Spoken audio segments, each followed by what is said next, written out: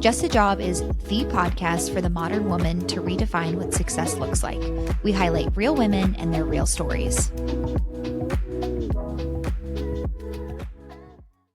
Hello, everybody. Happy Monday. Welcome back to another episode of Just a Job. Ellen, get off your damn phone. Literally, you caught me. Oh my God. You were like, let's get into it. And I thought I had approximately 5 more seconds, but she's ready today. I told you I'm hungry. That's usually the cause of me being quick with things. Anyways, before we get into Kamber's episode, we are going to run through our stand-up, which I don't have too much, so Ellen, I'll turn it over to you. Oh, fabulous. I've had kind of a rough week at work. I had a good cry in the car on the way home. Long story, but I feel better. You saved it for the car? You didn't even cry in the bathroom? No. I made up an excuse that here, do you want to hear the excuse I made up? You're gonna die. I want to hear the whole experience. So long story short, this really shitty email went out that I just was not happy about. And then I sat at my desk and there was pretty much no one in the office. So I had lots of quiet time to myself, sat and thought about it. And I was like, I'm out of here. And I was literally in the middle of a meeting and I was like, oh, I got a new HOA at my building and they had to do inspections. I'm so sorry. I have to go. Drove home, cried in the car on the way home, got home. Thankfully you called me. So thank you. You helped. I then had a good pep talk from my mom. Thanks, Mom. And now I feel much better and lots of drama, but the air has been kind of cleared. But wow, nothing like having a Monday off and then a Tuesday kick in the teeth. You know what I mean? So yeah, this week has been interesting, that's for sure. But I got to have Monday off. And let me tell you, the 4-day work week is where it's at, baby. When we were texting and you're like, I'll text you later, I'm going into a yoga class. As I'm stressed walking on my fucking walking pad, I was literally like, I can't talk to you right now. I'm so sorry. Oh, it's not your fault. I forgot for a second. I was like, did she take the day off? And then I was like, gosh, dang I'm busy going to yoga class. Take your problems elsewhere. I was like, it's 11 o'clock. Is she turning into a Pilates mom? Oh, I wish. Ooh, that's on my bingo card for next year. That's for sure. Mm-hmm. The other thing that I wrote down on our stand-up notes, I don't know what to make of this, and I want your opinion. I had my boss come over to my desk today, and while I have a pimple on my face, I thought the rest of myself looked nice and presentable. And she comes up and goes, "You look exhausted." And I went, "Do I? I thought I did my makeup really nicely today." Stone cold. What do you think that means? Yeah, I was like, that's rude. I think it's rude when someone comes up to you and says, unless it's your mother or your very good friend, being right, out of genuine concern, out of purely your looks and you look exhausted, that's not nice. No, I can think of one example of when it's okay to say oh, are you okay? You look tired. And that's if you're sleeping on your desk. Other than that, woman to woman, you never tell. Actually, not even woman to woman, person to person. You don't tell somebody that they look tired, let alone exhausted. That's quite the hyperbole. Oh, and it was there was a lot of emphasis on exhausted. And I was like, say no more. I'm going to make up another excuse. I didn't do that today, but on second thought, I'm sleepy. I'm going to head home. I'm so tired. I have to leave now. Okay, clearly we're we've got a case of the giggles today. This is so fun. Sarah, give us your stand-up. Well, I'm just going to say, I'm hoping and praying that tomorrow is filled with less drama and less people just physically and mentally and emotionally attacking you. Fingers crossed. I'll let you know. We'll report back. The only thing that I have, this is something I've been thinking about, unfortunately, every day from working from home. Oh, God. So being that I work from home, I like to be comfortable, right? But there is something to be said about dress well, test well, right? Where it's okay, if I at least look presentable, I feel better. What does that mean? I don't think I've heard that before. You've never heard dress well, test well? It was a college thing where it's oh, on days of test, if you look nice, you feel better and you perform better. Dress well, test well? You've never heard that? No. Must be a KC thing. Yeah, that's the dictionary. Okay, so anyways, I would love to say that I have that, but every day I wake up and was like, I just want to put a sweatshirt on. But like, then I get on a meeting and I'm like, God, you look so bad. Think of another adjective. I mean, bad is the only way to describe it. Oh my God. Honestly, I don't know what it is, but anyways, my one line in our stand-up note is work from home outfits. So not that I'm here wanting to go shopping or swipey, but if anyone has any tips for how they prefer to dress up, because like we're heading into winter and I can't keep wearing sweatshirts and leggings every day. I need to find something that at least makes me feel like a human. And it's not jeans. Don't even Yeah. don't even put that on You the need radar. like a cute little, like, not athleisure, but like a little set that looks put together, but it's still comfortable so that you can like still look presentable at work. Let me do Oh, some it's shopping for it's you. not Ugh, it's kiss not my this head. outfit. Why are you wearing tennis shoes at your desk? I was on my walking pad earlier. Oh, okay. That's fine. I was just As like, soon as if I wore this outfit to the office, people would be like, send her home. She is oh my God, unwell. this is She's a exhausted. tangent. There's this, you remember I've spoken about this lovely woman before who's like truly an angel, but she talks really loud. Your desk mate. Yeah. Yes, my desk mate, God love her. She's pregnant, which is like very exciting. She's so cute. She's like in the thick of the first trimester and she's been super cold and very nauseous. So, Oh. God love her. She'll literally walk around in sweatpants and like 3 sweatshirts.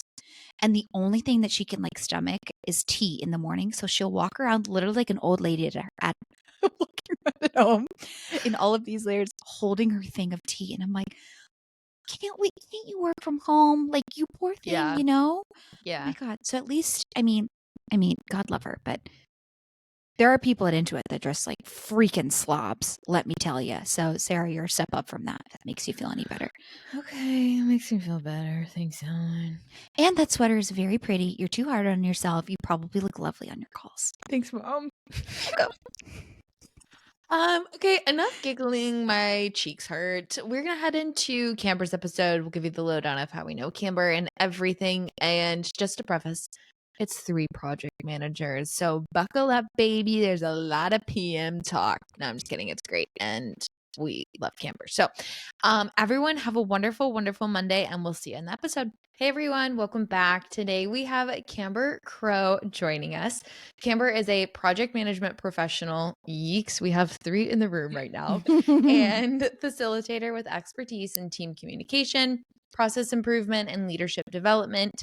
With a strong background in executive operations, she specializes helping organizations streamline workflows, enhance collaboration, and achieve strategic goals through actionable solutions. In her personal life, she's a bar teacher, a teacher trainer, an avid traveler, and personal style enthusiast. La la la la la la. It's a mouthful.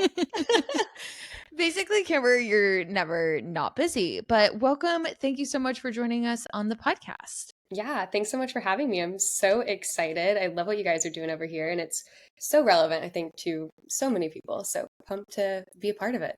Yay. I'm so excited to share your story. Some background on how Kamber and I met. So we met right at the beginning of the pandemic. We were doing bar teacher training through Power Life in Kansas City. And because of COVID, they decided to move it to a virtual format, which if you have ever done any sort of fitness teacher training, in person is pretty much like crucial to having a really good experience.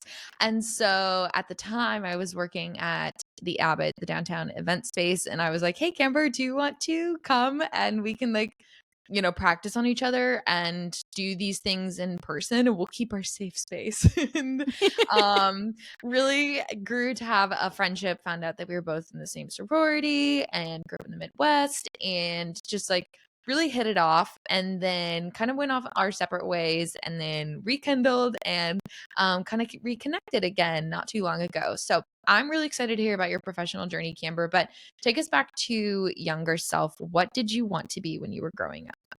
Yeah, thanks for the great introduction. So it's kind of funny. I feel like people always come on here, like when they're asked this question in general, they're like, I wanted to be an astronaut or like something like really profound and like shooting for the stars, literally, or maybe metaphorically. I kind of had two directions and my ambitions were high, y'all. I wanted to be a grocery store bagger or a Broadway musical star. So my like best friend growing up, she is like super, super talented and can sing and dance and act and all the things. And she was always the star of like the local musicals. And then in high school, the musical, when at our local high school. And I was like, tree number two. And I was like, I don't think this is, the career path for me. So now I appreciate and like love it so much. Then like love watching her and then like seeing shows and whatnot. But the other side of that, the grocery store bagger side, was like I would be at the checkout counter with my parents as they're like purchasing the groceries and putting them on the conveyor belt. I was always at one end of the checkout counter, like organizing the gum packages and like making sure all of the candy bars were straight. Or I'd be at the other end, like 6-year-old me peeking over the top, analyzing how they're bagging the groceries and like in my mind thinking, I could have done that better. Like that is not optimal. Like that should be box, like Tetris it and then lay the eggs on top so you minimize the risk of the eggs breaking on the way home. And then I kind of grew up and I was like, oh, I don't want to make minimum wage my whole life as a grocery store bagger. It's great. I think it's a great thing that I'll do in my retirement maybe. But those were kind of my two shooting for the star moments. So Oh my God. we've taken a Amazing. turn. I love that. Amazing. The organization, like some forecasting and Mhm. forecasting foreshadowing into Yeah. what you're doing now. So there's like a little sprinkle for you. And I love when you said that, I was like, oh, she must like the organizational piece. And then here we go into Tetris. So love that. When Yes. you were thinking about going into college, was there a specific area that you were really interested in going into? Did you have any idea what you wanted to do? What was your plan for your major? Yeah, that's a great question. So I grew up like very my family was like very supportive in what I wanted to do, but they were also like, let's be realistic. So it was not like a household where it was like, you can be an artist and you can do that. It was like, let's go for something realistic, stable. There's always gonna be a need for it, which I appreciate. So I went into college thinking, okay, I'm gonna go into medical. No one in my family's in medical. I don't know why I was drawn to that. I was just like, I'm going to be a doctor. That feels profound. That feels like a great North Star. It's something that people are always going to need. So I went as a pre-med major and I spent like the first 2.5 years taking like all bio and chemistry classes. I loved chemistry, didn't necessarily love the biology side of it. And I went in 1 year or 1 semester, I think, to get my schedule. And they just like loaded me up with some of the most like complex and like challenging courses possible. It was like trigonometry and like organic advanced OChem 2 and just like all these things. And I was like, thank you. And I remember walking out of the building, taking my little printed, schedule and walking across, at the college, career center and being like, I'd like to change my major. Like I didn't even think twice about it. And it wasn't like it had been rumbling in the back of my mind or anything. So I changed to psychology. So I was like, this is a good pivot. Changed then. And then after like another semester doing that, I was like, I think that I should do medical in a business sense. So then I switched my degree to marketing. So I ended up graduating with a degree in marketing and then a minor in psychology because of all the courses, and 1 credit shy of having a chemistry minor as well. So I made a lot of pivots and ended up kind of in the business world that way. But if you had asked me going in, I would never have said I would have been a business major or like management or marketing. That was so totally out of the realm of possibilities in my mind.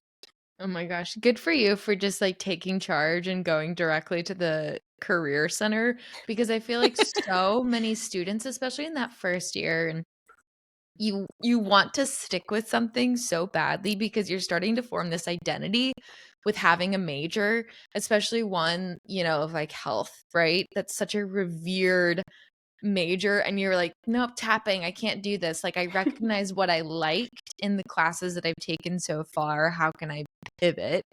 I'm interested in your college career. Did you have any internships that also kind of helped solidify what you wanted to do?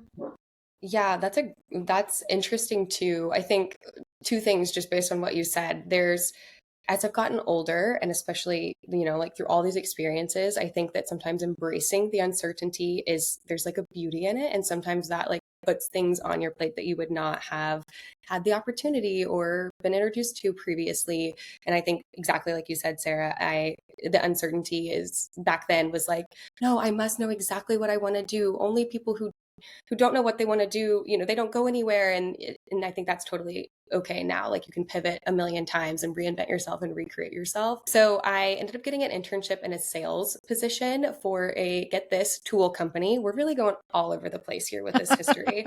It was a commercial power tool company. And I got this internship, and it was a really like profound internship within like the career center and the business school at my college. So it was a big deal. They have a class that comes in, they teach you a lot of things, and it was really like cold calling essentially. But within some of the cold calling, you were also helping push new advances on processes for tool repair, which kind of was my first introduction to process and like how that can improve just the way that businesses are working all the way down to like the sales level. So we were interacting with both customers and sales representatives within the org to identify opportunities for improvement and how to implement this change for tool repair, which I found really interesting. But when I left there, they ended up offering me a full-time position, and I was like, nope, I am certain that I don't want to work in tools. So I said no to that. And then that was really the primary background of my internship experience in college. So I was kind of just going blind, knowing I didn't want to do tool repair, but I wanted to be in business somehow. I didn't know in what capacity. So there's a lot of conversations with like career professionals, mentors, professors, career fairs that kind of helped just land me somewhere that's been kind of my launch pad for where I've been now. I think process of elimination is just if you don't know exactly what you want to do, it's such a good way to figure out what kind of title you like, what type of work you enjoy, what industry you're interested in. And it kind of sounds like that was at least your journey for college and a little bit towards the end there. And you kind of teed me up really nicely for, you said your launching pad. So what was that first job out of college? What was your experience like, learnings, all of that fun stuff?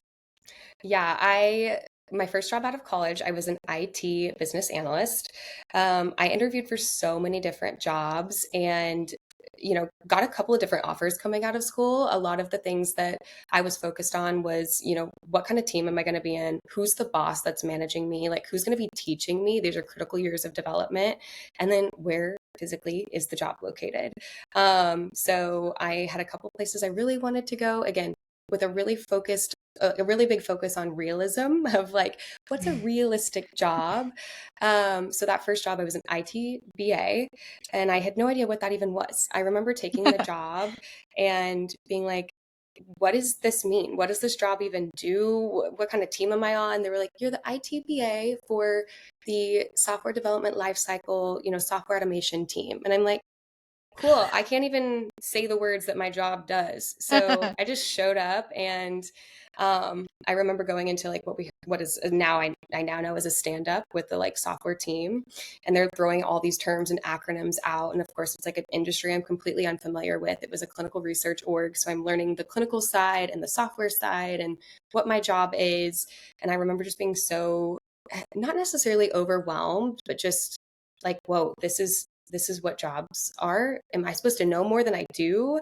And I think we always feel that way going into jobs. Even now, like you step into a role and you're like, okay, am I supposed to know exactly what to do right away? Or can I learn a little bit? How do I learn to like ramp up? I had an amazing boss in that first job, and she taught me so much and was so willing to give me feedback. And I think that has really shaped how I've learned and where I've gone in my career. I'll still call her today and be like, Aisha, what do I do about this? Like, or what do you think should be next for me? Or what did you do? And she was really pivotal in helping shape my career. And then when I left there, I had gone through a couple different promotion cycles and ended up making a pivot into the industry I'm in now. But without those like really formative like learning years with a great team and the ability to make mistakes, it would not have like launched me into where I am now and have the confidence to do that. Oh my gosh. I think even as somebody who's been in the corporate world for what, 7 years, stepping into a role, especially like IT BA, Oh my God. I think my head would be spinning, not to mention you're 22, you freshly graduated, and then you head into this role. It's like that LinkedIn commercial where it's like the guy who steps into his first job and then everybody's just like speaking gibberish and then LinkedIn's supposed to help you. I'm imagining that's what your head was like. Just a quick For question. Were sure. you in person or remote for that? It was totally in person, like 5 days a week, which is so crazy to think about now. But it was really helpful, I think. And I think even now I look and I'm like, ooh, a hybrid schedule would be great. I work totally remotely now, unless I'm like on site with a client. Mhm. But it was really helpful to just be able to talk in person. But 5 days a week in a role, I had no idea what the title was. And it's just funny. I think you can learn so much. People don't give themselves enough credit. But I was for sure walking in there so naive that I didn't even have like a lack of confidence because it was so naive, which I think there's some Mhm. beauty in. If you were to like sit 22-year-old Kamber down and she's heading into her first day, what would you tell her? Oh gosh, a couple of different things. Like, no one knows it all, and everybody's constantly learning. And if they tell you they know it all, they probably don't. And again, don't worry. There's beauty in the uncertainty. Not knowing allows you to learn and learn what you like, learn what you don't like. And if you want to make changes, you can. You can change roles, you can change industries, you can reinvent yourself. I still have to tell that stuff to my 29-year-old self now. Like, Mhm. just because you're 29 and you've been in this industry for this long doesn't mean you can't totally pivot and, you know, become an author or a podcast host or whatever the case is. Yeah, there's so much that all of us have yet to discover about ourselves. Knowing that you went through a few, like you said, promotion cycles, it sounds like you were really leveling up in this job and you were just crushing it. Was there something that pushed you out or something that pulled you away? From this like role and company. Mhm. And into your Um, next role. yeah, I think they came in like with really low expectations of me, to be fair, and I think they would all admit that now. My managers and team members at the time, I remember like first couple of weeks in the role, one of the software developers, maybe it was a few months in, he was like, you're not what we expected. I'm like, what is that? What do you mean by that? And he mentioned, well, you came from a big college university and you're a sorority girl, and we just didn't know, you know, what you would be like, but you've totally changed our perceptions. I'm like, thank you, I guess. But I was like, yeah, thank you for that. But I just didn't necessarily love the industry.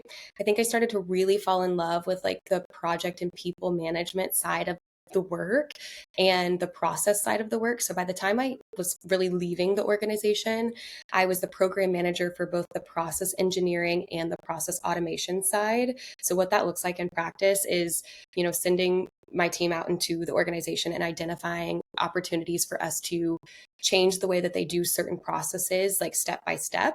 And then within that, can we apply any automation to make it more efficient, or have better integrity with the data or the process or anything like that, reallocate hours. I loved doing all of that work, but I just could not get passionate about the clinical research organization. It was also during the time of COVID. So, I saw a lot of things with trials and clinical trials and how they're run. And it just didn't necessarily like resonate with my personal values and interests. So this opportunity for the fine jewelry company that I work at now kind of fell into my lap, and I started working for them a little bit on the side, really as a freelance client. And it started ramping up really quickly, and they were like, we need somebody full time in this role. Would you be interested? And I was like, heck yeah, here we go. See you guys. No. So I really just jumped into that head first and was like, I have no idea what I'm doing or if this is the right move, but it feels like a pivot. It was a risk because it's a startup. But it's been one of the best decisions I've ever made. And I look back on a lot of my decisions and say that. I'm like, you took that risk and it was one of the best decisions you've ever made, because you either learned or look where it's taken you now. They're all little pieces of the journey. Yeah. Good for you for taking the leap. Like, we talk a lot Mhm. about taking risks, and you never know where a phone call is going to take you. Always take the phone call. Yeah, I'm sure people are familiar with that advice as well. So talk to us a little bit about how this opportunity fell in your lap, if you're okay with that. I'm curious if like we've had other guests share that they've literally exchanged DMs on Instagram and it landed them a full-time job, just as an example. So talk to us about kind of how it came to be, the ramp up, and then the decision to go from, I'll say, corporate world into something maybe a little bit more sparkly and exciting. Sure. Well, it was super intriguing because I'm like, fine jewelry, like that is sexy. That is glamorous. This is Yeah. not like giving shots to patients on the clinical floor and measuring how long it takes between each patient. I So shouldn't laugh. I'm sorry. no, I mean, genuinely, we That's, were yeah, going down vastly into the different. labs and like measuring the amount of time it would take for doctors to like walk between patients and super interesting stuff. But I was like, Mhm. I don't know. Yeah. So the first thing that I will say, one of my biggest lessons just in my career and in life in general, I think, and this is both personal and professional, is that your network really is your net worth. Who you know and who they know can open so many doors for you. And also just kind of putting, I think you mentioned this earlier, Ellen, like putting it out into the universe and just kind of being open, take the phone call, put that little, note out into the world and just see what kind of comes back and being open and receptive to it. So that's my general statement. But specifically for this job, the one of the gals who was working for the company reached out to me. She's actually one of the like partial owners, reached out to me because I was running during COVID a fun little Instagram called Kamber in Kansas City, which was my take on Emily in Paris, and was just like trying little local restaurants and posting them for fun. I only had like 100 followers. This was just genuinely like a hobby.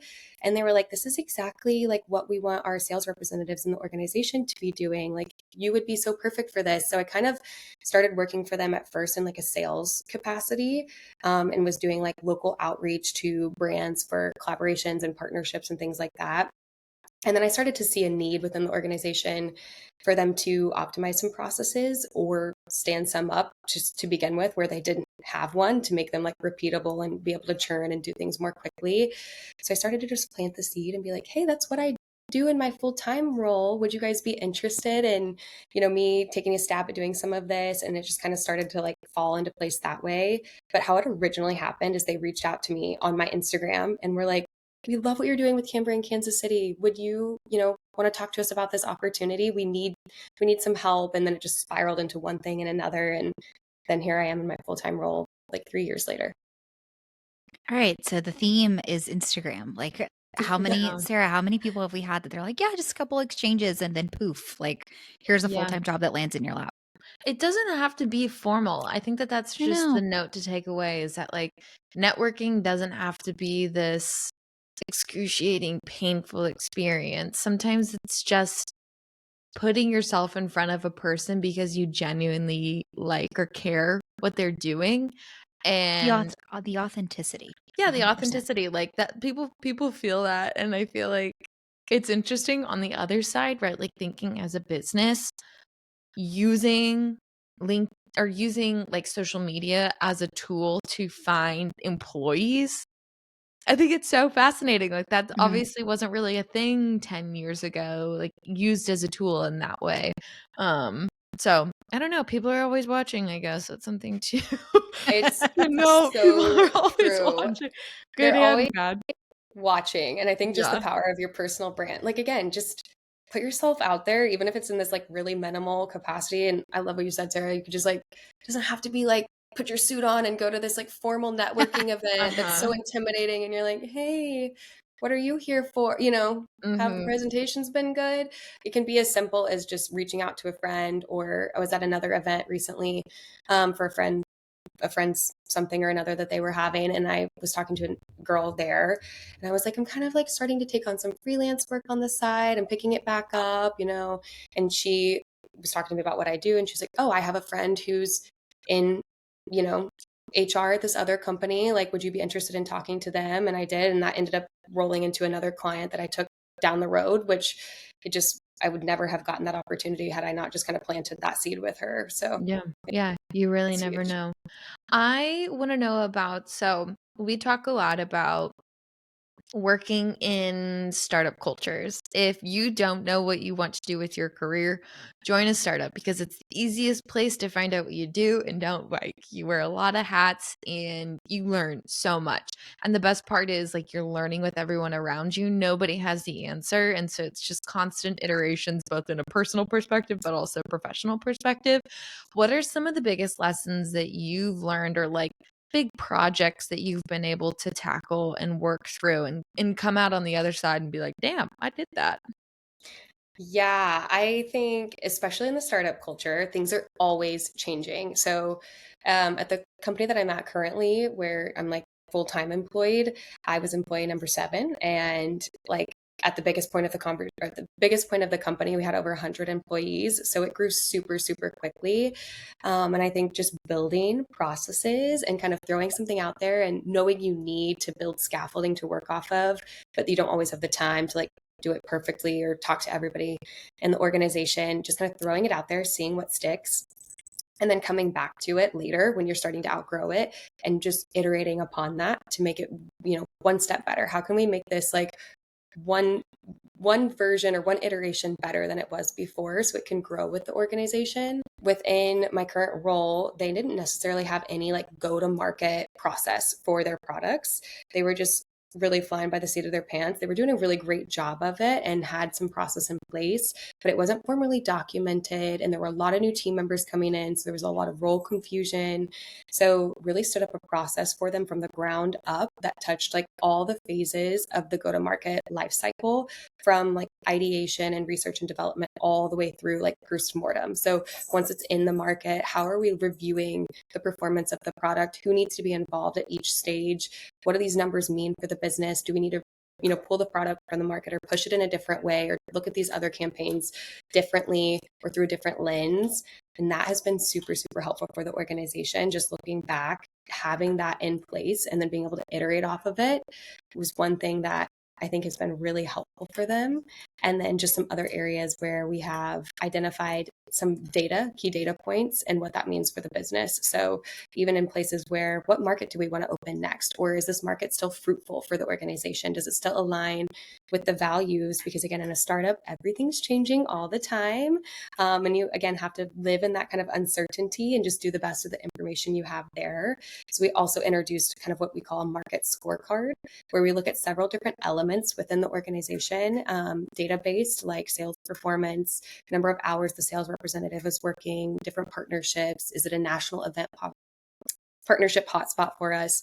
And we use that to identify, where another market should come up or how that market should be performing, or whether we can add additional sales reps to the specific location to continue to drive revenue.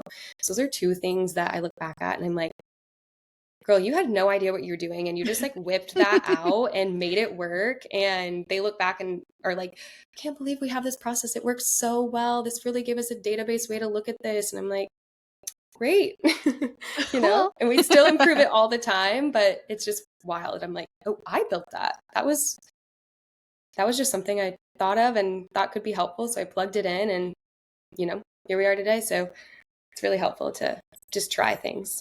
It's Yeah. amazing. I love I'm hearing the BA in you come out as you're talking about this. Yes. And I know. I'm like, we need to have a little like definition sidebar Yeah. for everything.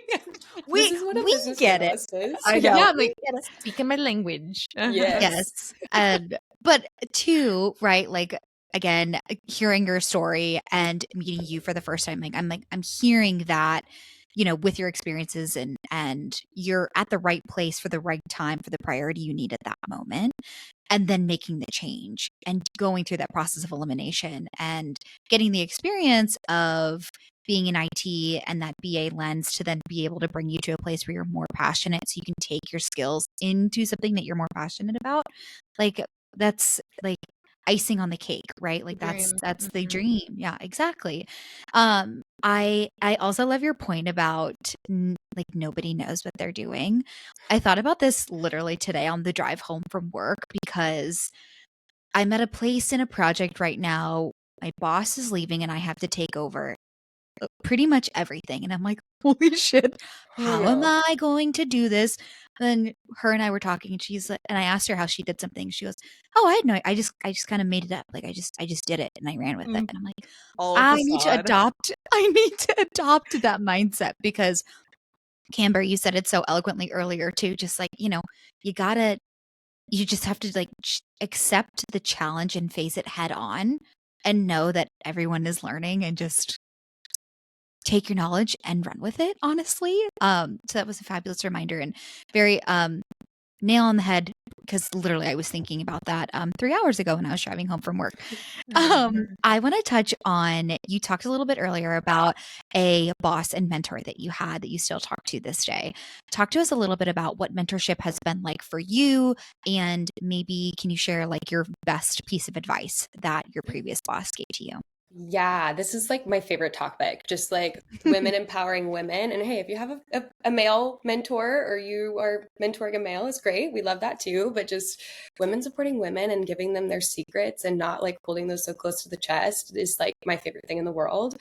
So yeah, I've been very lucky in my career. I've had some amazing bosses, like male and female, and all in different ways. So even in my internship, I had an incredible female boss who was like the number one sales rep in the organization, and just watching how they approach certain topics or conversations or challenges has been really like just helpful in how I've like learned to deal with certain situations. I would say the boss that I was referring to earlier, she did such an amazing job. I don't know if it's any like particular, well, there's two things. A particular piece of advice that she gave me that I learned very early on in my career is this thing called CYA. You guys familiar? I haven't. Cover your Oh, I don't know if we click. can. You can Yeah. cut if you want. Got it. Oh my god. Duh. But she Okay. taught me that like super early on, and Mhm. especially in the world of project management, or really any role, but especially project management, you always want to CYA.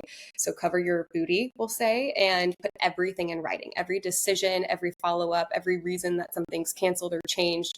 Put it in writing, get an approval on it, get a response to it so that it doesn't come back to bite you in the booty later. So that's like a very tactical tip that she taught me early on. But aside from that, just generally, she was just so willing to share her knowledge and gave me such a great like sandbox for trying things out in a capacity that wasn't detrimental to the project or the team or the organization, but that allowed me to progress forward and make moves without um, her being so hands-on. And then she'd come in and go, okay, great. I would have tweaked this, or I would have said it like that. And here's why. And she just gave really great, root reasons for why she would have made those tweaks that I think is so impactful in how I now, have developed my leadership style and how I mentor people, both like reporting directly to me or clients or just, random others that I work with that say, hey, how would you approach this? So I have some tactical things, but she was just really great at managing the balance. CYA. I'm gonna like tattoo that on the wall or write it on the wall. I've heard that, but I like the every good acronym, love it. Every good acronym. Camber, because we have this in common, all three of us, fitness instructor. Before we get into talking about your experience as a freelancer, we like to talk about also too like the importance of having the fun jobs, like the part-time jobs, because they're just as shaping as your full-time job. And also too, we shared this experience together, and like I think you did it for almost 4.5 years. Talk us through some of your learning lessons by being a fitness instructor. I love this question because it's so relevant and it's going to tee up maybe the next iteration of this conversation about freelance. But I've been taking myself back to teaching recently as I'm working with a current client, kind of building a workshop that I'm facilitating for them right now. But with teaching, I love having that as a side gig, especially for what we do, because it has taught me to sometimes just release my bias on what my expectations are, both in how the students show up and what my plan is for the class, in just like expectations I have for myself going into classes like that sometimes. So, you always want to go in as a teacher. And I remember when I first started teaching, I'd get so nervous, as one does teaching, but also like when you do anything new. And I would be like so obsessed with like how everybody was going to feel and what the outcome was going to be and managing to my script to a T. And I think what I've learned is you just have to sometimes let that go. I think even recently in classes that I've been teaching, I'll say, you know, hey, I'm here as your guide. You make it for you. And there's times where I look at my sequence that I've written for the course that day and I'm like, I don't like that. And I just change it in real time. So just like having that flexibility and adaptability and being okay with that and being confident in it and releasing your expectations is so freeing and allows you to just kind of go and be in the moment a little bit more and like enjoy it, I guess I should say. Mm-hmm. Yeah, teaching does feel like you said sandbox earlier, and I love that, like visualization. Teaching, being a fitness instructor feels like a sandbox, right? Like you can try something on, and if you're teaching multiple times a week and you're like, bit, that one sucked, or I didn't like how I was in that situation, great. I have another opportunity to try again 2 days. You know, like I'll be better in Amen. 2 days. I'll be better next week. And it's also the importance of like putting yourself out there. I think there's such a confidence that comes from being uncomfortable. And I've For told sure, Ellen, yeah. like, I need to go back and do like either teacher training or go and do like a speaking class, because being in front of somebody as a fitness instructor is like exposing your heart for an hour. Oh my God. It's so vulnerable. It's so vulnerable between song choice, between your outfit, like between all of these just like things that you do to present to your students is such a, I don't even know how to describe it. Like it's such a high, but it's also just such a vulnerable state. And I feel like what you learn in that experience, you can replicate and take with you in your full-time job and outside of work. But part-time jobs are so important. But like if you're a fitness instructor, and if you're ever considering being a fitness instructor, or you're not, and you go to a class and there's fitness instructors, please like give them a little hug, because it is such a vulnerable state. Enough of Tell them you liked Totally their is. sequence. Tell them you liked their playlist. Like it Yeah. means the world. You Oh have my no God. idea. Amen. I did not understand that for the longest time. And then I started teaching. They'd be like, great playlist. And I'd be like, oh, my week is made. Or they're No, like, that was really. such a great class, you know? And I'm like, Mhm. thank you. I tell all my friends, I'm like, tell your instructors when you love them. It really means so much. Even teaching almost 5 years, I'm like, oh, thank you. You know, it like it boosts your confidence and it is just good practice. They're like, Yeah. I got to find a teaching gig again because I recently moved, which you guys know, but I recently moved. So I'm looking for a new teaching gig. And I'm like, I have got to get back in this because it's just such a good regular practice of uncomfortability. Even if you've done it for a million years, it's so good to just like, you're always going to have a different student. Like nothing is ever super replicable when it comes to teaching. So I think it's always good to have a side gig, but especially one that challenges you in other ways and builds your strengths and Totally. all that. Yeah. Well, and it's such, especially like you just moved, it's such a great way to immerse yourself in a new community and make new friends and kind of get the feel for your new community and what it's going to be like. So keep us updated on where you land. I will. Absolutely. I will. I also was thinking too, I'm laughing. I'm like, I also kind of viewed like each class as like a little mini project of like, okay, what are all the little things that are going to go into it? And I'm like picturing that's how all three of our minds are like cohesively working No chill. as we approach these. No chill. Oh my God. Kamber, talk to us about freelancing. What has it been like? What are the highs? What are the lows? What do you recommend? So I would say the highs are that you get to work with a bunch of different types of businesses depending on what you do. And the lows are if you were doing it full time. I don't know that I'd ever want to necessarily do it full time because you're constantly chasing business and Yeah. you're not working within a rigid schedule. There's such beauty in being able to close your laptop at 5 or 6 or 7 or whatever time you get done and say I'm done and like working for the man. And you know, maybe you're a cog in the wheel and maybe you like the work, maybe you don't, but there's some beauty in that. So I would say the lows are just, you know, feeling like you're constantly chasing business sometimes and never know when to turn off. So sometimes I just like can keep going and going and taking on too much.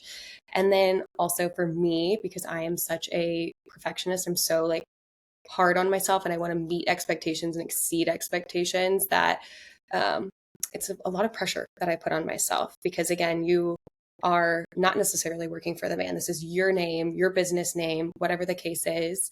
And you want to do a good job because you want them to refer you. And it's just can be a lot of pressure sometimes. It is. It's such a vulnerable state. I feel like it's really important. Sorry, I heard an echo. Are we good? My AirPods died. Oh, okay. Can you still hear me okay? Yeah, you're good. We're on echo cancellation. Can you hear us? Yeah. Okay, perfect. Well, first off, congratulations, because I think freelancing, much like teaching, is you putting yourself out there. And especially with project management, program management, anything process related, you're jumping into something where you need to know the nitty gritty of the business, right? It's not you executing one specific thing, wiping your hands clean of it, and then walking away. There's a lot of knowledge transfer that's involved in it, and you have to really dig in and get to know the business. And sometimes it's a quick turn, you do something and then you get to like drop your hands of it. But then there's just a lot of mental load that comes with it, not to mention the business side of things where you're like, what's the tax advantages to this? What's the business LLC? I mean, we've had these conversations where it's just like, I kind of don't want to do that. Like, I kind of just want to like work with people and like learn a lot. But Totally. I think that's the second point is freelancing exposes you to so many different industries, so many different people, and it's just a really invaluable experience. So, I mean, kudos for you for doing it, continuing to do it. And I mean, we've talked about a few of the clients that you're working with, and they're pretty stellar. So, you are rocking it. Thank you. It's really, really fun. It definitely challenges me. I'm at a place in my full-time gig where, there's challenges and things like that, but I can manage both and then have more free time on the evenings and weekends to squeeze in freelance clients and try to be really specific. I guess another lesson learned here is just knowing what you can take on. This kind of goes back to earlier, just like sometimes taking on too much and too deep with it. And I was on the call with my mom earlier and she was like, be confident. You got this, girl. You know exactly what you're doing. I'm like, thanks, mom. You're the best. But I think after I finish some of my current clients, I'm going to do kind of like a little break until the holidays because it's just been a lot. And again, putting so much of myself into it. It's like teaching, but like for the entire length of my contract with the client. It feels like you're giving everything. So I'm doing a little break at the end of the month and then gonna just kind of hang on till the end of the year. People are doing a lot of fun stuff anyways. They're pushing their final campaigns. Nobody wants to talk to you until after the new year when they have to be serious again anyway. So because it can just be a lot. It can be a lot. Taking breaks is important. Everybody write that down. Keep that front of mind. Yeah. Oh crap, I just forgot my question. Hang on. It's end of day.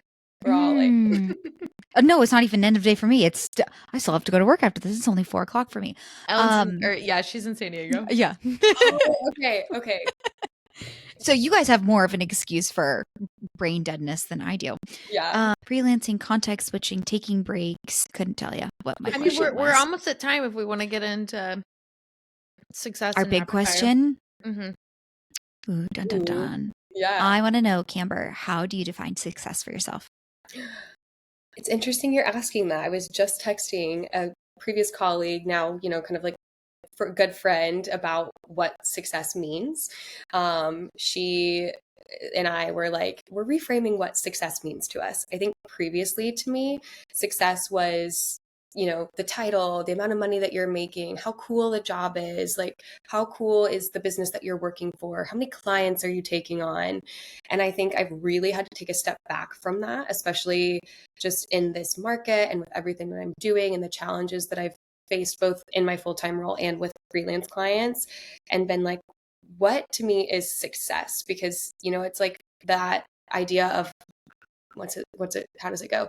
We reach the goalpost and then you just move it further. So I was like, I don't want to be in this constant chasing mentality and mindset.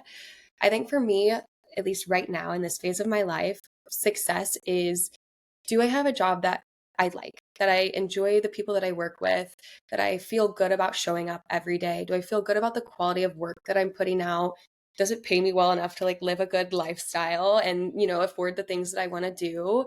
And it comes down to me, to summarize that, two kind of key values. Am I learning and am I earning? That is really how I look at it. And if I'm doing both of those things, then I feel fulfilled. I guess the third would be also teaching or mentoring. So learning, earning, and mentoring. Those are my key things. That's success to me. Oh my Well, God. just tie it up in a bow for us, would you? I mean, that was gorgeous. Oh my It's the gosh. teaching. It's the being on stage. She's Yeah. got a lot of practice. I'm kidding. She can think. No, literally, you should weave that into the beginning of one of your classes. That was so gorgeous. I love it.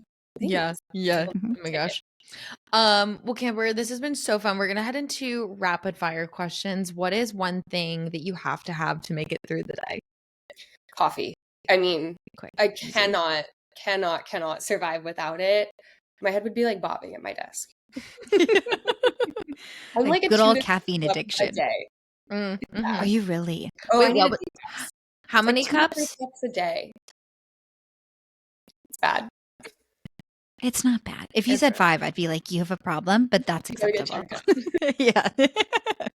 What is your favorite way to unwind after work? You know, the answer I don't want to give is the doom scroll, but sometimes it's the doom scroll, depending on how complex the day is, because sometimes you just need to like look at something and not even necessarily engage with it. But the true answer I would say is I love bike riding. I love riding my bike and just going around the little town. Sometimes I'll listen to music, sometimes I won't. Sometimes people come with me, and it's just like you're out, you're active. Sometimes you're in the sun. It's the best. Oh my God. Sarah, you need to introduce her to Kaylin. Oh my God. I know. I actually, yeah. Okay, good. I need to physically send the email because I've had conversations with the two of them. But yes, she rides her bike to the beach all the time, and I was going to say Literally. that Charleston equals bike rides to me. It does. Like a beach cruiser. That's Yeah. exactly what I ride. It has a little basket on the front. It's Oh my Perfect. God. light Literally, blue. you have to go look at Kaylin's TikToks because I swear to God, half of it is her riding her bike to the beach. It's so Yeah, cute. I know. Like to eat We're a gonna be bike sandwich. besties. It's so fun. There's like a I little love pier that. near where we live, and I like ride my bike down to the pier. I literally feel like I'm in a novel. Yeah, I'm that's so like, picturesque. this is fake. It's the best. Okay, well, I'm jealous. Yeah. Kamber, what is your favorite or least favorite corporate catchphrase? Favorite or least favorite? I would say, gosh, I had one of these. Like, I was thinking about this. I don't know, maybe like circle back or like just following up here. We're gonna circle back to this. A What project a good manager's. PM response. Yeah. I'm so sick of that. Yeah. This is coming along. Sometimes I really wish I had picked a career or like a skill set that was just like churn and burn versus like the facilitator shepherd role. Because I'm like, how nice would it be sometimes to just go to my desk and churn out a website or create the graphics or Yeah. code? I don't have that skill, but yeah. Yeah, like execution, a seat of execution where you just show up and you do what you're told. No, I think Yeah. about that sometimes. Oh, it'd be so nice. But In another life. yeah. Last question for you. Do you prefer remote, in person, or hybrid? I would say hybrid in a shocking turn of events. I work 100% remote. I have for 4 years now. And before that, I was 100% in person, 5 days a week, which now just seems wild. The only reason I say hybrid is because I've worked remotely for 4 years exclusively. And I love being with people. I'm such a people person. I have like friends and colleagues who are like, I never want to go to an office. Ew, gross. I like love the routine of an office and going to my desk and putting on my outfit and drinking my coffee in the office and chitty chatting with Kathy from finance. Like I love the whole shebang of it all. But I don't want to do it every day. I love being able to like take my laptop home to see my family for a week and working from there. So my perfect world is hybrid, but if I wanted to work remote for 2 weeks, I could. There's so much goodness in being able to get with people in person. Agreed. Well, Yeah. Kamber, thank you so much for joining us. It's been an absolute blast. I've loved learning so much, like the ins, like the details of your career, because it's one thing to like look at someone's LinkedIn, and it's another thing to hear from their perspective, like all that they've learned. So thank you so much for joining us. Yeah, thanks for having me. Love what you guys are doing here. Yes. Thank Well, you. we'll include in the show notes everywhere that you can find Kamber.